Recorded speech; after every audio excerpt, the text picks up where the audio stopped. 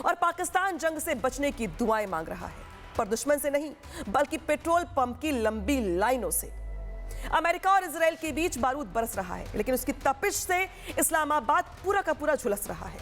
हालात ये हो गए कि शहबाज शरीफ और जनरल मुनीर के पास अब कटोरे के अलावा कुछ और बचा ही नहीं है, क्योंकि जिस तरीके से यहाँ पे हालात हो गए हैं वो पाकिस्तान के लिए चिंता बढ़ा रहे हैं। मिडिल ईस्ट में तनाव बढ़ गया है, लेकिन पाकिस्तान के तेल की कीमतों में मानो पर लग गए हैं। जहां दुनिया अपनी स्ट्रेटेजी बदल रही है, वहां पाकिस्तान अपनी किस्मत को ही कोस रहा है। कंगाली में आटा तो पहले से ही गीला था, अब तो लग रहा है कि वो आटा गूंदने के लिए पानी भी उधार मांगना पड़ेगा। जब आवाम पेट्रोल के लिए कतारों में लंबी खड़ी दिखाई दे रही है तो हैरानी तो होगी नहीं, क्योंकि कल को वजीर आजम शहबाज शरीफ और जनरल मुनीर भी अपनी अपनी लग्जरी जो गाड़ियां उनकी चल रही हैं उसकी टंकी फुल कराने के लिए कतार में खड़े नजर आएंगे। तस्वीर दिखाते हैं आपको, देखिए पाकिस्तान के अलग अलग हिस्सों की, जहां पर हालात क्या है ये तस्वीरें बता रही हैं।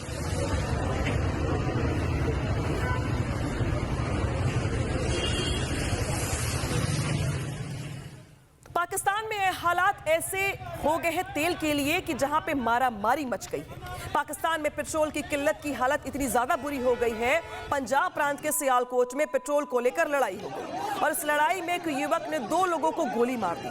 सोचिए जरा सा, पेट्रोल के लिए कहा सुनी, इसके बाद बात हाथापाई पर, फिर गोलीबारी पर।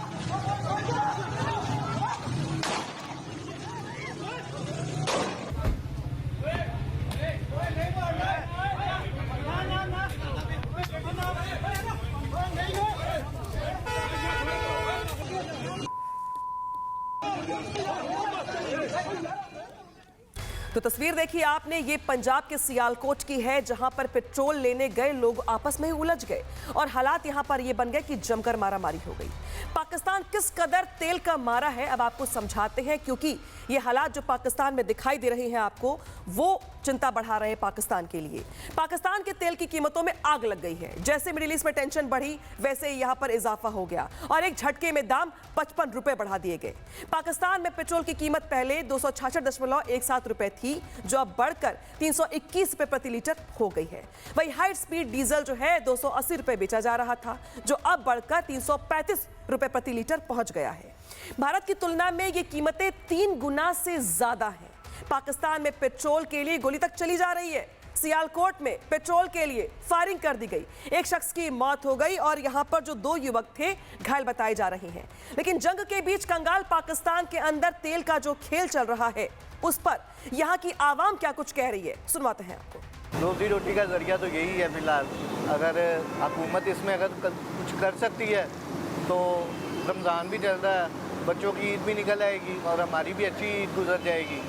पेट्रोल बिल्कुल ख़त्म हो गया और हमारे पास जितना कुछ स्टॉक पड़ा है ये तकरीबन को 1.5-2 घंटा और चल सकता है और पीछे से कोई कन्फर्म नहीं है कि अभी तक कोई सप्लाई आनी है कि नहीं आनी। सिर्फ पेट्रोल महंगा नहीं हुआ, पीछे सारी अशिया खुदनोद सब महंगी हो जाएंगी। लोग कहाँ से कमाएंगे, कहाँ खाएंगे, क्या होगा। यहाँ रमजान का महीना आता है तो यहाँ पे फ्रूट महंगा कर दिया जाता है और अब देखो 16वां रोजा है, पेट्रोल पे 55 रुपए बढ़ चुके हैं और गैस पे भी पैसे बढ़ चुके हैं। तो मेरी अपील है भाई कि ये पेट्रोल पे पैसे कम दिए जाए, क्योंकि एक तो जंग, ऊपर से काम नहीं है, कारोबार नहीं है लोगों। क्योंकि मरियम नवाज ने कहा कि कोई किसी जगह पे भी कोई गैर कानूनी काम हो रहा हो तो उन्हें कॉल की जाए, उन्हें कॉल करें और ये पंप सील करवाएं, क्योंकि ये आवाम के साथ ज्यादती कर रहे हैं।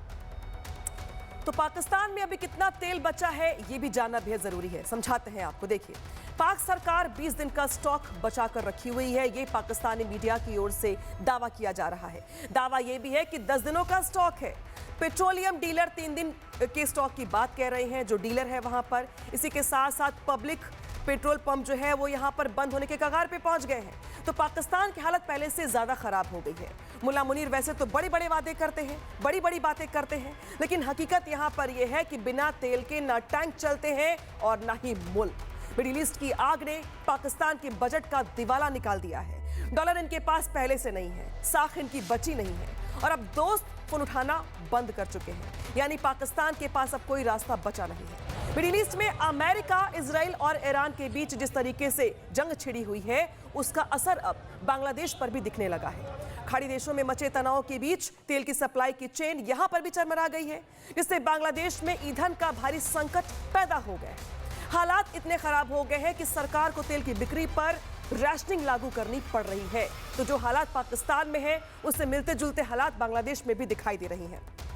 तेल सप्लाई को लेकर जमाखोरी को रोकने के लिए बांग्लादेश पेट्रोलियम कॉरपोरेशन की ओर से कड़े नियम लागू कर दिए गए। अब आम आदमी को अपनी मर्जी से तेल खरीदने की परमिशन नहीं मिलेगी।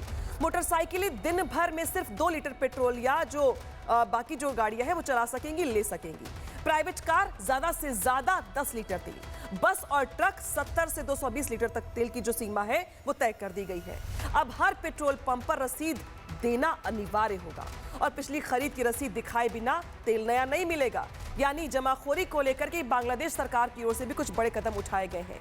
यानी जहां पे एक तरफ मिडिल ईस्ट में जंग को लेकर जो हालात है दिन पर दिन खराब हो रहे हैं, तो वहीं अब तेल का खेल भी पूरी दुनिया में देखने को मिल रहा है। सबसे ज्यादा परेशान पाकिस्तान और बांग्लादेश है।